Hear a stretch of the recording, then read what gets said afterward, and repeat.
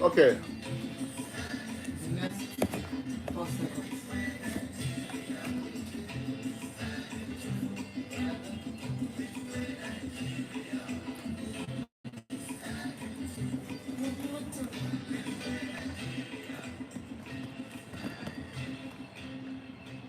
A beautiful good morning to our listeners, wherever you may be, whether you are offline or online. We want to welcome you most warmly. Good morning to Freedom Square Live on 100.9 FM.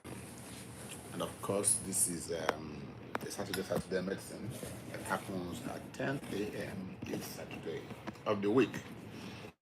And we'll be doing this for a couple of years. We'll be discussing Nigeria and actually the world. And when you hear that iconic song of Samuel Gossen, which were Nigeria, several years ago, and it is even more important now to ask, which were Nigeria? Which were Nigeria? And of course, which were the National Assembly? Which were INEC? And which were the presidency? And so, just last week, there was an uproar at the National Assembly. It began with the Senate passing an amended electoral bill, the House of Reps doing the same, but they had different content. And then there was a committee to regularize, to harmonize, which they did. And then there was an emergency session of both independently. The House of Rep had counting Nigeria's wanted electric transmission rate time and all that. The Senate food dragged, and of course Nigerians went berserk. And then there was this reconvened urgent sitting of both houses, and the House of Rep did a U-turn, as it were disappointing, so to speak, many people who had thought. So both the Senate and House of Reps now agreed, or what they call mixed transmission, dual transmission, electronic and manual. And just the next day, Mr. President was one of the fastest bills act he has ever signed. He just signed it into law straight, bam. And many have been so bitter about it. Why did he sign so quickly? Of course, many argued he had to sign that so quickly because time was of essence. And since then, Nigerians have remained sharply divided. But let's just take a step backwards. After the 2023 general elections, of course, INEC under the 2022 Electoral Act, Nigerians were left divided, sharply divided, as they have always been. Some satisfied, of course, when you win, you remain satisfied. Or when you're announced to have won, you remain satisfied. There are two things: winning and being announced to have won. Many completely not satisfied, and almost everybody concerned. Technology was deployed at the best. It was said to be deployed, but they had glitches, and it didn't work.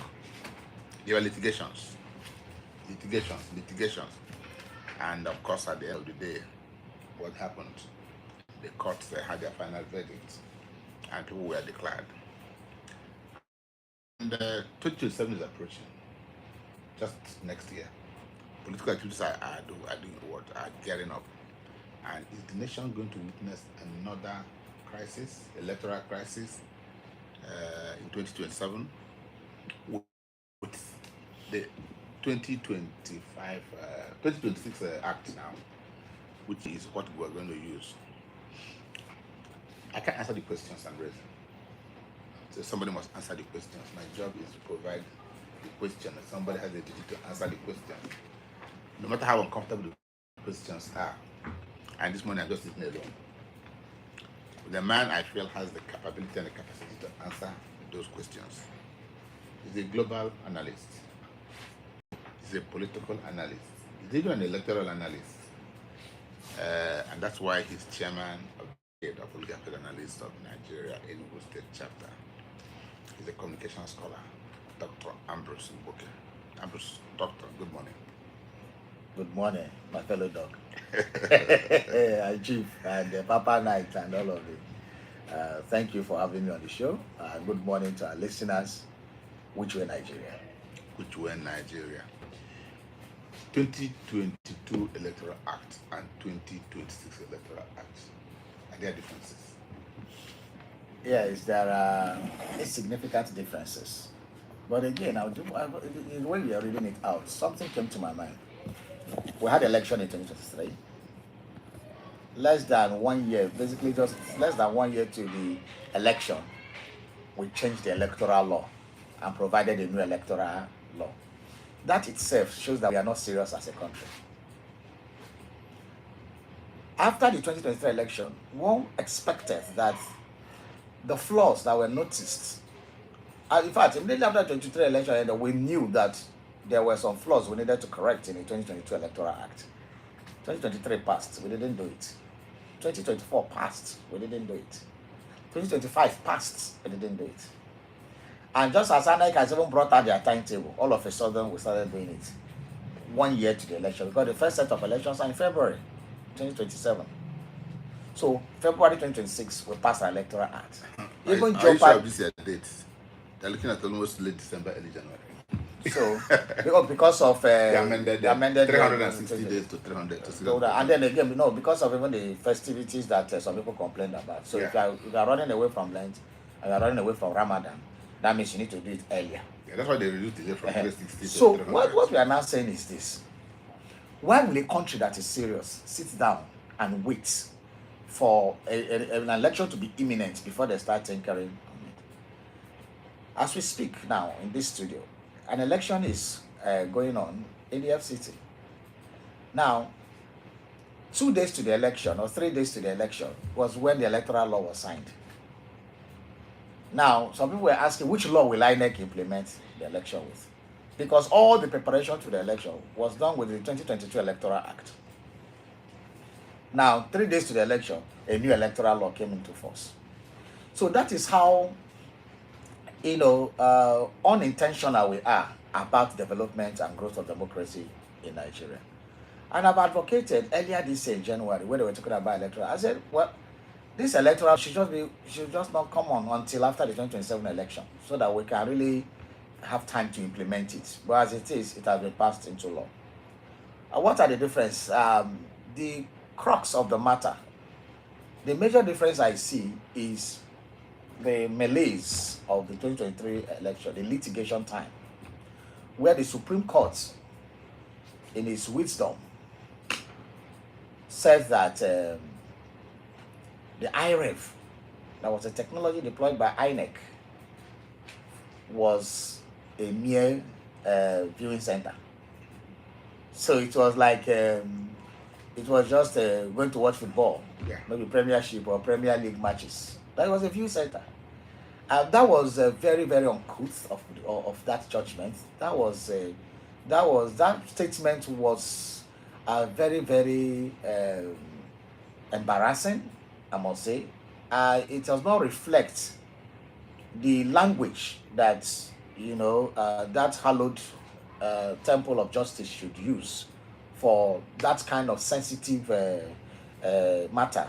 But the IREV now has now been validated to be that is no more a viewing center, but is now part of the collation process. So that is a major significant shift. Because I remember that kind of issue also happened during the what did Jonathan introduce that time? Card reader. So there were issues like that about whether they say it's the form that matters. That is what is the register. That it is the register of the electoral register that matters. That INEC prepared, the physical one, not the one captured by IREF and by card reader at that time. So now that we are here, we came. Those other issues, reduction from 60 days to 360 to 160 days, all those other issues. That is why they're not receiving that kind of significant attention, because the major issue that Nigerians wanted in this Electoral Act 2026 was to see whether the mistakes of last year, where results for the presidential election were not transmitted real time, where mutilated ECA forms, 8 forms, were admitted as results, where results that were removed with correcting fluids and written on bio, where figures were superimposed on figures. So, they wanted a statement in the law to say whatever point papers are mutilated like that it should not be accepted, or whatever that the beavers captured should be what is accepted, not when it is mutilated. So all those things were not there. And then one comes to think that the House of Reps that wanted this to happen, all of a sudden, I will not say they made a U-turn. I would rather say that this time around they were cowed, because even when the House of Reps Speaker called for voice vote, these things are not supposed to be by voice vote anyway. They're supposed to be, this kind of matters that have this magnitude are just supposed to be that electronic voting within the National Assembly, where people vote electronically, punch their button yes or no, and the machine automatically collates it. I think that was how the third term agenda was killed. Yes. Because of now you're asking people to do, and then there was a point, I think in the Senate where they convened, where they even told, you can see the intimidation. They told the APC members to step to one side, and these other people stay one side. So you are like, stay on side, let's see you now. Let's see how you get your ticket if you don't. And these are, I said, the politicians, the first thing is self-preservation in a bid to perpetuate themselves in power. So at that point, when you are being cowed, when you have been forced to say, stand up for what you believe in, and it's okay, all the APC members go to one side, will you not say you're not an APC member and stand in between? So it was an intimidation tactics that worked. And even the APC members who were part of those who were saying real-time transmission of the were bullied into submission. But even when the voice vote was cast in the House of Reps, the voice for nays were higher than the voice for ayes. Yes. But according to the speakers here, he said he had nays. The ayes were higher. So that is why they went for that kind of system of voting, because it can be manipulated. Because even when 3 people say aye, they will say the ayes have it. And once he his gavel, you cannot. So in the whole, the 2026 Electoral Act is the same old order. It is not concrete. We will still battle the same problems we had, but it's a small step towards the cycling we have. We have motion without movements. It's a small step, but it will lead us nowhere. Small step that will certainly lead us nowhere. Well, it may lead us somewhere. It may not lead us somewhere. I've followed court's judgments in electoral matters, and one point I have not been able to actually understand is this substantial compliance. When you see a rigged system, totally rigged system, and the court will say there was substantial compliance. I was taught that if you had 80% of winning a case and there are 20% chances of losing the case, then you may still lose the case. Now, an analyst, what do you understand by this substantial? It means that, okay, there was 60% compliance and there are 40% non-compliance. Therefore, something that would determine the fate, the well-being of over 200 million people. Few members, few justices of the court or Court of Appeal or Supreme Court will sit in judgment and then decide. So, what's your take on this substantial compliance? I think if Nigerians want to be doing substantial compliance, they should just borrow from the United States of America and maybe put in our constitution where we can have electoral college. Because in America, when the population finishes voting, yeah, you now go electoral college with votes, which are also representative of the people, indirect representation of the people. In fact, it is those ones that own the votes.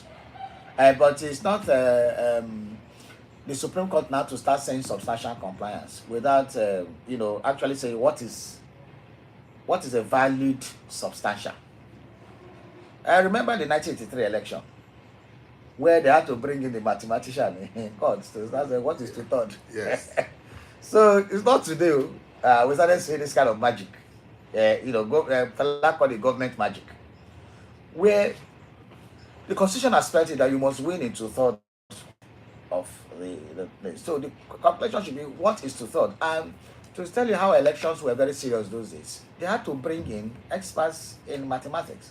But even that time, I don't think they were able to solve it. So because at that point, what was 2/3 of 19? The court started separating in their own way. So they decided to start it. So even when the mathematician was coming to say, okay, what is 2/3 of 19? And you cannot get a perfect number. So so where will you borrow the local government from? So those are the things. I think the politicians are very smart enough to leave all these what the lawyers will call lacunas, that is gaps in the constitution and in the laws. Why they do that is to ensure that they'll be able to manipulate the laws and be able to have their self-interest first, and then anything that will benefit the national interest and will benefit them, they will let it go. They will pass it. But anything that will benefit the national interest and will not serve their own personal purpose, they will not allow it to fly. Therefore, they will make sure that those laws are manipulated. Now, when the court says substantial, is it what empirical basis? We are researchers. What empirical basis is the word substantial? Is it that the person won in the 2/3? What are the figures saying and the rest? Or you just say it's okay since he didn't get the 2/3, but he was able to get highest number of votes in this state, it's not substantial. These are the problems we continue having, and that is why many people are losing hope in the judiciary. Many people before they said the judiciary is the last hope of the common man. Now the common man does not even like going there, because if the common man goes there now, he doesn't know what he's coming out with. He may get there with just an ordinary case, and the next thing you are detained, and they give you days to start coming from court, from prison, or from detention. So these are the things are not working well. But again, the judiciary also have been intimidated and bullied. It was in this country we saw a sitting CJN being almost kidnapped at night, and sent by the president of the country, Buhari. If it's not the bravado of this current FCT minister now, who was then the governor of Rivers State, Yes. that would have just disgraced him and pulled him maybe in a black Maria and it's sitting CJN. So these things is a matter of the powers given to the president. They are too much. I've argued severally that if the exclusive power to appoint the INEC chairman and to appoint the CJN is the exclusive power of the President of the Federal Republic, then if the behavior or the neutrality of these appointees depends on the benevolence of the president. So if the president is a nice guy who wants to obey the rule of the law, then we will see rule of law. If the president is not a nice guy who doesn't care about the rule of law, they will not say anything about the rule of law. Insofar that we are fixed within that structure, then there's nothing good that will come out. So we leave it to permutations of human behavior, not on the solidity of our laws. So until our laws are solid enough to say, okay, no, the president cannot unilaterally appoint these two sensitive people, because for the legislature, it is left for the elected representative in both chambers to elect their leaders. Yeah. Why are we not doing the same in the judiciary? We must create a system where it is not the president that appoints the CJN, where it's not the president that appoints the INEC chairman. Because if, as it is now, the INEC chairman and the CJN are appointees like the ministers, or chief of staff, or SAs, or PAs, they are just appointees. They will send them, or ambassadors. They will appoint them, send them to the National Assembly for concurrence. And they rubber stamp them. And they rubber stamp them. So, at the end, it's still the president that appoints them. So, who will they go to? It's the president that they will defer to. Yeah. There's one or two issues that actually that the new Electoral Act seem to have brought to the fore, and that is internal democracy. And the Electoral Act unambiguously says two methods that were actually seem like opposites: direct primaries and then consensus. What do you understand by those? And how do you think it will affect the fortunes, the democratic process of the parties in choosing, in electing, in selecting, in imposing their candidates for election? Those are two vague and nebulous words that were inserted into. When it was indirect, delegates were appointed, selected by a mixture of stakeholders, even up to the point of where the National Working Committee or the National Executive of the party have some influence or interference in who comes for the national delegates, for example, and even in the state delegates. Now, that created some kind of control between the governor, the national leaders, and the rest.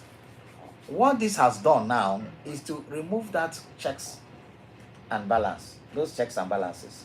It is effectively off, and this is intentional. There have been plans before this happened. Our plans is to ensure that out of the 36 states, that it is virtually the ruling party, APC, that controls all of them. That is a precursor to this thing that inserted into the electoral law. Because if you have all the states virtually under the control of the ruling party, what it means that those external influences and variables are eliminated to give the governors the powers to do whatever they want to do within. Okay, are we going back to the days of Socrates and Plato and Aristotle, where they will come to the Colosseum in Greece and said, "Oh, men and women of Greece"? I bring you good tidings. Or if it is Abuja, wherever we gather at Eagle Square or Abiola Stadium to elect the primary the flag bearer. So how do you think the direct primaries would work? Because that is my The direct primaries is not going to work. It is configured not to work it already. means that every member of the party must vote. How? Where? Where? When? Who organizes them? So Maybe they will do state by state. So the truth is that even within the states, are you going to do local government? Everybody will come to the local government secretariat or stadium and fill up themselves, or you are going to bring people from all the villages to come with buses to come to your city center or your ward.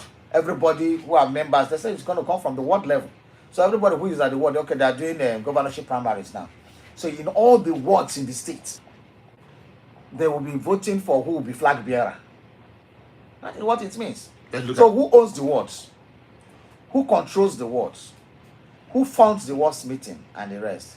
So what will happen is that it just becomes an appendage of what the governor was already doing in most of those cases. So those checks and balances were effectively knocked off, and you give the governors the platitude to do whatever they want to do, the latitude to move. What chairman you must deliver.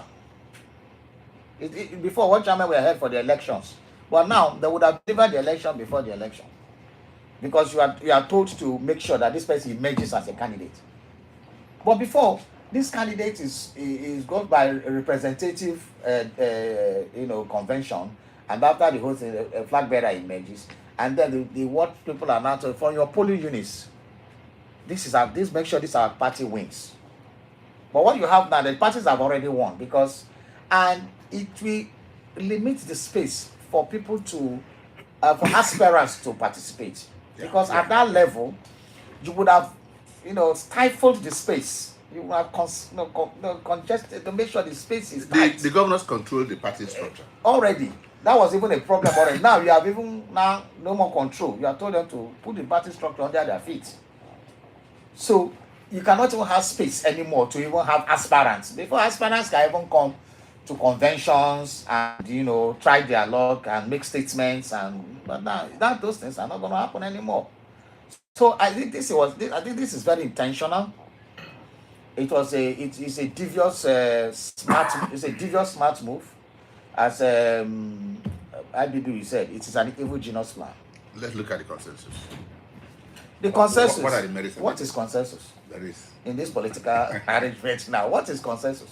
Consensus are when you, now that even this direct primaries is now available, the issue of an option to imposed consensus is now even more relevant, because anybody the leader of the party becomes the consensus candidate,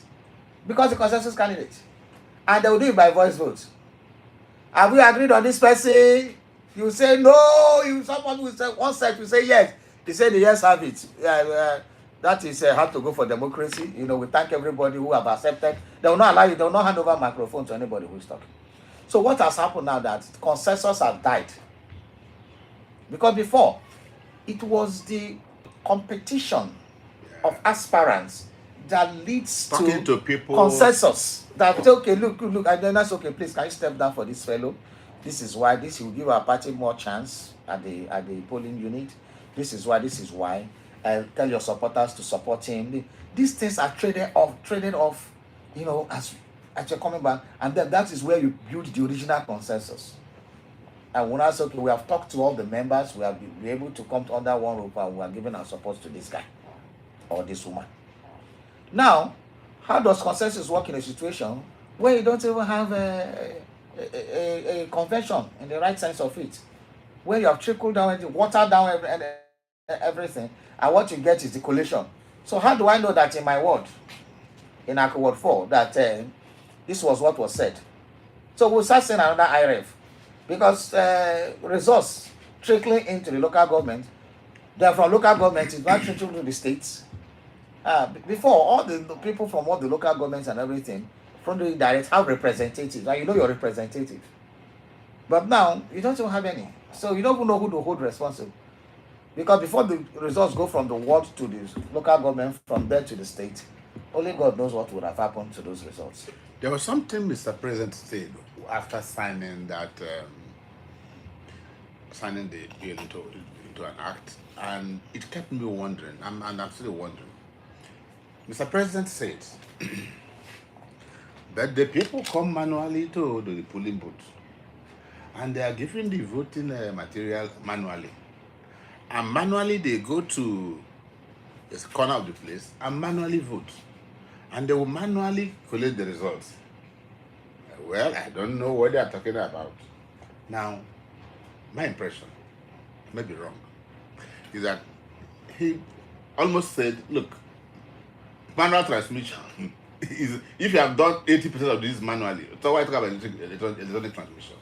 Because by that, it implies that all the processes leading to that are manually done.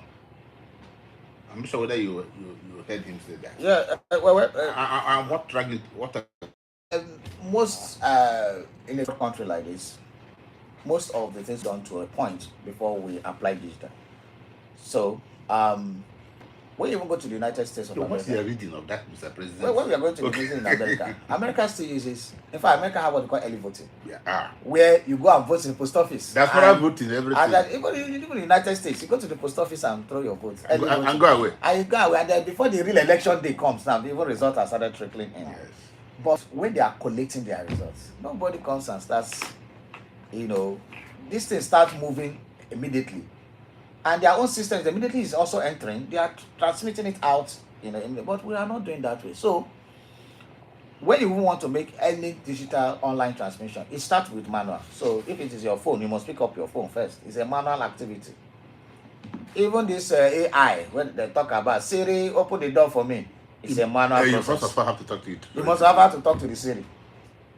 So you must even have to put battery in the Siri or plug it for your AI anything to work. So the human element in our existence must be there. And then for electoral process, the good Lord Jonathan government has been able to remove most of the fraud that happened before the voting. through this um, digital card for elections, digitizing our voters card. Before, the voter card was manual. It was being laminated. So you can go to any business center and get that done. So the process of digitization made it almost useless to do manipulation before the voting, because your electoral digital database is there to match the actual number of people. Before, you have 30 people in a polling unit, and then the result declared is 200. Okay. But these things now, because of the digital progress we have made, you can actually, because that time it was manual register. Now the thing is digital, you can match it. So I do not agree when the president says, oh, since we are doing manual all the time, the problem now we have is the result, the collation. So anything done to try to digitize the collation process is what the president should encourage. So the paper, we have taken care of whether there are more voters or not voters in a polling unit through the electronic, through the card reader, through the digitization of the card. Now, after voting, what happens? After what we are saying, and it's not correct to say that all the processes leading to the election is manual. It's not. Your card, even the voter's card, is not manual. It has been digitized. All the information there are digitized, and they can be pulled from any database in INEC. So they know you. It's digital. When you vote with it, they can also match it with you. They know the numbers of people who are registered in that polling unit is digital. They know the number of people that have voted. Now, the problem has always been that we carry those papers, EC8, and then move it manually to any center. We are not saying between that process, a lot of manipulations take place, distortion of the EC8 form, filling of results, changing numbers of other parties and whatever. What they are now saying is that a simple solution, which the beavers have taken care of, you can take a picture of immediately after the voting has ended, write it, upload it, and let it go straight to the IREF. And it eliminates that process of taking those physical papers to the polling. Doesn't stop what is going on in the polling center. You still take it, but they need those things for exhibit and other things, especially through litigation, and they need it for documentation. So what we are saying is that you do not, there will not be people waiting for INEC officials on the road or anybody trying to snatch ballot boxes, because those things have been captured and sent. So it will minimize terror, it will minimize robbery of it, it will minimize thuggery, and it will minimize manipulation of the results. And when you do that, it doesn't take anything. We're already taking care of it, because we have moved beyond what the president is saying. In the 2023 election, the beavers has moved beyond what the president is saying. You do all this capturing, and then to also say it's not correct is that before you vote, the beavers captures you. You go through electronic processes. You do thumb printing. You do all those things. Those are not physical. Those are technology based. Those are digital based. You capture everything you have done. So that paper aspect is just what makes it physical. But again, I was trying to say, let everything be digital, because if you have verification is digital, your voter's card is digital, your verification before you vote is digital. You're taking your picture, you're taking your thumbprint. All those things are digital. Then the only side which is physical, is that paper. What they are saying is that digitize the process, and that's what the beavers does. Okay. One thing that many people have asked the question, which of course could happen in Nigeria, is what you call the glitches. They could happen, and that could be system failure. I'm sure you've gone to a bank once. In fact, I was a victim. I think I was traveling abroad, and that was the day I decided to not have money in one account. It's a bank. I won't be afraid to say it. The entire system collapsed in Abuja. When I mean the entire system, if you went to my Tama, they tell you the system is down. If you went to Wuse 2, they tell you the system was down. If you went to Kokolada, they tell you the system was down. And then they make a withdrawal, do a foreign exchange, and I had a flight to catch and the entire system for that day was down. I do with that constantly. Could have been sabotage. It's possible that it happens on election day. what would be the backup plan? Well, you see, Nigeria has been operating a digital system for many years now, running more than 20 years now. I think the first GSM operation came in 2002. 2002 to now, 24 years. From there, we have grown our broadband. We have grown our, internet nets. We have improved. Fiber optic cables have been planted, buried in the Atlantic Ocean from Lagos to Europe. We make video calls. So our internet broadband has really expanded. We're about NACHCOM SAT 1, 2, and all those things. So we have grown over the years. And what this means is that we have a lot of stability. When you watch what the private sector operates, for example, the GSM operators, you find out that glitch may happen, but it just happens once in a while. And once you pick that particular day, there are days you wake up, they see that MTN is down for almost a whole day, they're telling you that sorry.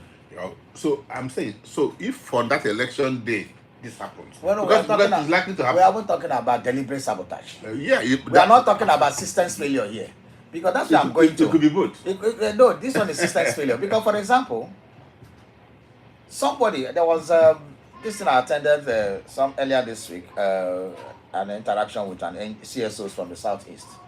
And one of the things we're talking about this electoral reform was that somebody raised an issue. I said, look, are you sure some people are not testing us already by having, from last year, by having multiple collapse of the national grid? That it may just be testing of the actual thing that will happen. Testing the microphone. So that they will tell you, oh, it has been happening since 2 years ago. And I started thinking about what that person said. And truth to the power, 4 days later, just yesterday, Abuja Electric Distribution Company came up that, oh, there will be partial or whatever. So, and I said, oh, a lot of the disco companies have been giving us letters, giving press releases since. Are you sure this is not also part of the plot? Because if, how come the grid has been collapsing so fast since 2023? We have never seen those kind of grid collapse before.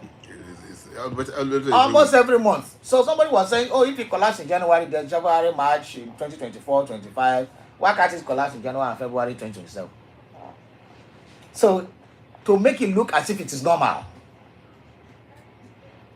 So, Nigerians have started thinking, thought process has started wired to think that way. Yeah. That is actually a plan, rehearsal, hatched, so that it will look ordinary.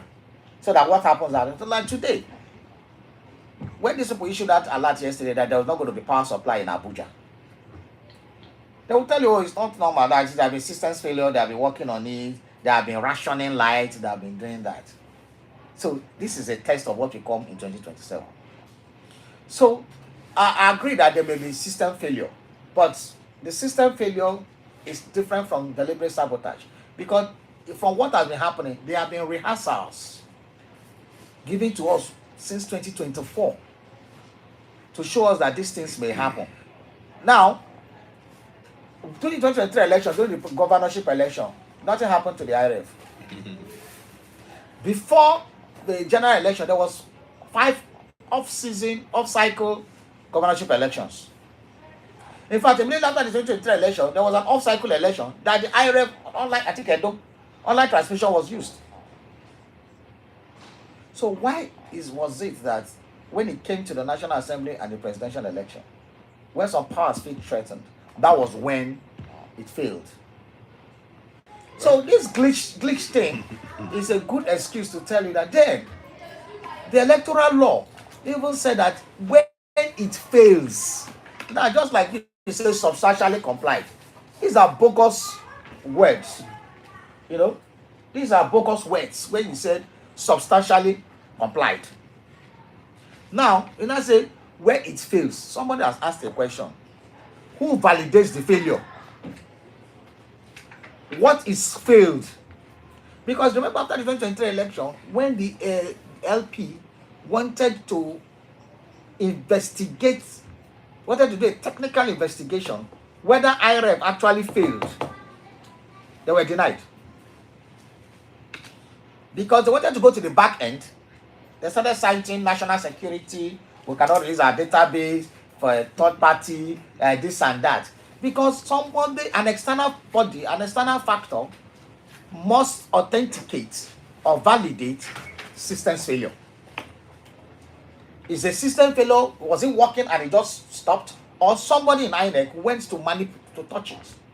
And I remember that we also had this rumor of somebody who was handling the technical aspect was transferred and all those things.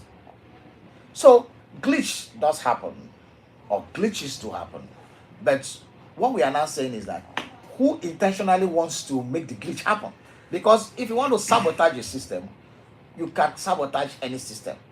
In fact, the laws and our constitutions that we have are one of the finest in the world. But it's always the implementation that makes it worse, and the reaction of the people that makes it not work. Because when some CSO, civil society organizations, came out when the Senate first passed this 2026 bill in the House, how many Nigerians came out with them? I could count the crowd. There were no, that one that Mr. Peter went to join them. How many? There were less than 100 for a country of over 200 million people. Imagine what would have happened if 500,000 people have followed them. That takes me to my next question, and it is very, very important. And what do you think, by any standard, by any means, that the 2026 Electoral Act in any way can restore the people's trust in our democracy? No, it will rather alienate their trust, because already the 2023 election made the people distrust the system. Because as I said earlier, just 1 week or 2 weeks interval, elections, what you said was a glitch, was a smooth one. After that general election, all cycle election, we have been having it smooth. Why was it that particular day? Why did you refuse a third party to validate or refute what you have said was a glitch? So with this one, the Nigerians were expecting that thing will be corrected, that anomaly will be corrected. What did you do? Even the House of Reps that they had hopes on to struggle it out, or stretch it out with the Senate to make sure that we see the way they crumble like pack of cards, and nothing happened. So I think what will happen is that less people will come out to vote, especially the Gen Zs, who last election, those digital transmission of those things, IREV, internet, gave them that belief that the election system will be transparent, only to come out and turn it down again. You just see that if you go back to the days of where during the election people were playing football in their compounds and in their streets, that's what we go now, because Nigerians are started to say, oh, it's their election. Let them do whatever they want. But I don't think we should allow them to, we should not go back to that shell, because if How can we do that? How can we do that? Is to ensure also that we come out en masse on the day of election. First of all, get out your voter's card, upgrade it, do everything. Good enough. One of the good things also about this 2026 Electoral Act is that you don't any longer need to wait for your PVC, your physical PVC. You can now download your PVC, your permanent voter's card. You can download it now from the INEC website, INEC portal. Just as you can download your name, your national identity number. You can download your INEC permanent voter's card now. So that has been made possible by this law. Because before, INEC would do distribution was a problem. There are many uncollected cards in INEC office. And in last election, we saw somewhere in one of the states where where INEC cards, where PVCs, permanent voters cards, were actually dumped in the gutter. We saw them, so that some people will not be able to vote. We also saw situations where people went to INEC office as early as 4 a.m. and were not able to collect a voter's card. So now, voter's card, there's no excuse about not collecting voter's card or not access it. Go to the INEC portal, download. I hope there won't be glitch also when you are trying to download your card. Come out, vote. Then ensure all the party agents. I think one of the problems we are having is that some of the political parties refuse to deploy agents, whether they don't have the money or some of them have been bought over. Sometimes you deploy party agents to go and monitor an election. It doesn't have money to eat. And the other party? And the other party have all the money. And they say, "God, come here before I kiss you. Take this take this thing and eat." And that eating, they say, "Don't worry, we'll give you 100,000 when you are going home. Just look the other way." These are the problems we are having. So, ability to deploy party agents is very key. Credible party agents is very key. And we're going to come to the issue of parties, but before we go on the short break, I just want to bring one issue, and that's the issue of interpretation of elections, and that gets onto the judiciary. I hope nobody's going to break my head if I say Nigerians have lost faith in the judiciary. Whether it is the election tribunal, whether it is the appellate courts, they've seen very wonderful judgments. Even though a judge told me that public perception cannot be translated into judicial interpretation, that people have the right to think what they think should happen. But the judges or the justices will look at what are the materials before them, and then in their best ability, will decide their cases. Sometimes even when it goes in somebody's favor, what does it happen? The people will clap and rejoice. When it goes against them, what happens? People will begin to say, no, the judiciary was biased. Now, so the issue is, looking at Nigeria next year, do you think there will be a significant change in the manner our judicial officers interpret election processes and results?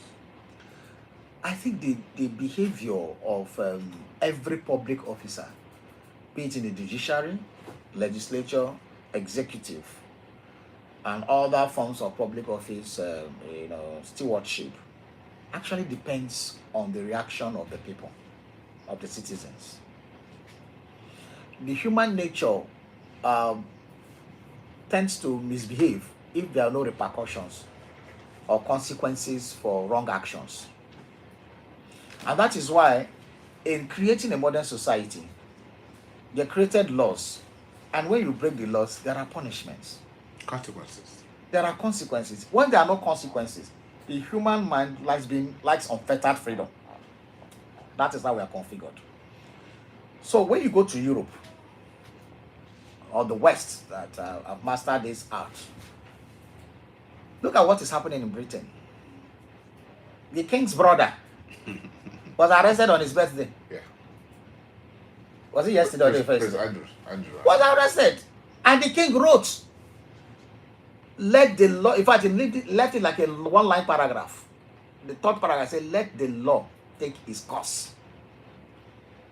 When do you try that here? Does it work here?